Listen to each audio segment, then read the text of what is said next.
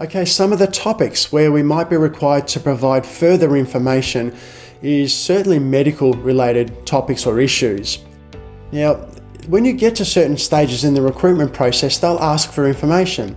And the medical stage is one where it's quite common for them to ask for further information over and above what you've already provided that they originally asked for.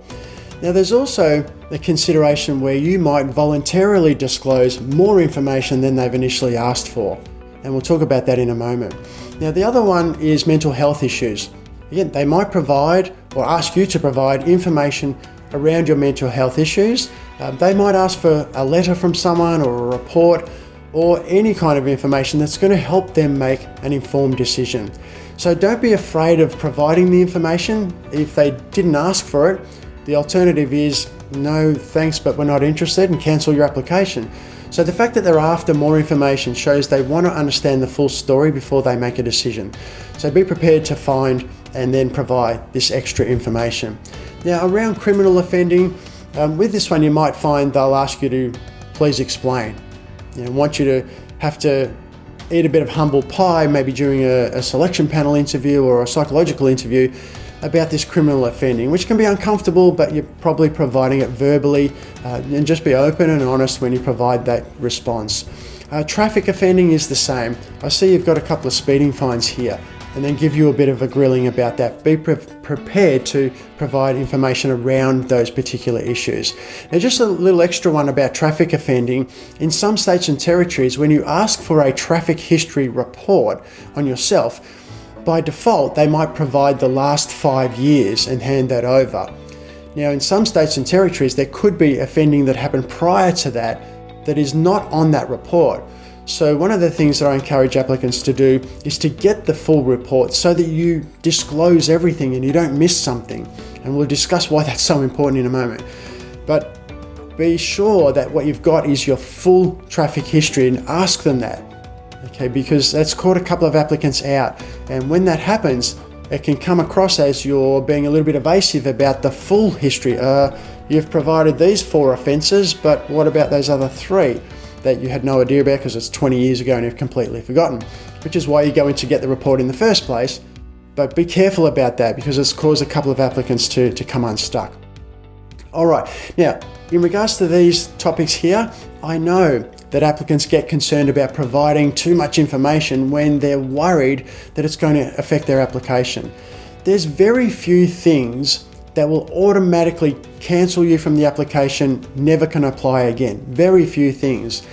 And those things that are in place would probably have been detected quite early on when they first got your application. So it's important not to let these issues cloud your judgment to the point where you don't disclose something that you should have disclosed. Now, they might not have specifically asked for it, but that won't be an excuse. They won't cop that as an excuse by you saying, oh, you didn't actually ask for that, when you ought to have known that that thing should have been disclosed.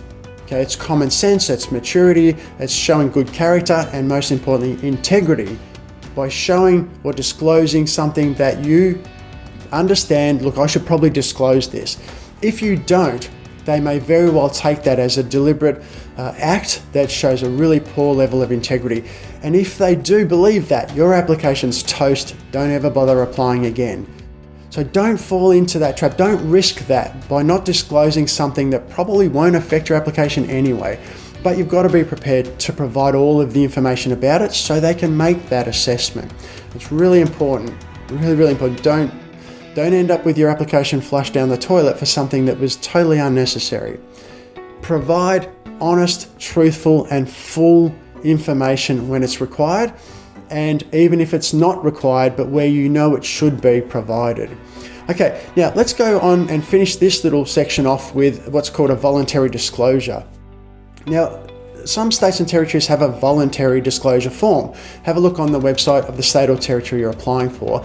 If you think any of these issues might be serious enough to have a strong impact on your application, if you believe that that could be the case for you, find a voluntary disclosure form, no matter where you're up to in this journey. Certainly if you haven't even applied yet, but even if you're early in the process, provide that information, disclose that information, and what they will do is they'll give you an indication. Now, this is important to understand the distinction here. Whether that issue will automatically cancel you out of the application or not. That's the question they'll answer. Thank you for providing information about your mental health issue. Based on the information you've disclosed, we can't see this issue automatically cancelling you from the application process. However, and the however is that this is just a quick look at it. Well, that's not going to automatically cancel you, but we don't really know if it could end up cancelling you because we don't have the full history and we don't have time to look at 57 reports that you may have submitted. And the reason they won't do that is because they're busy doing that for applicants who are already up to that stage in the process. So all the time and effort and resources that the recruiting staff are putting in need to be allocated to people who are actively in the application process and up to that stage of the journey. So I hope all that makes sense.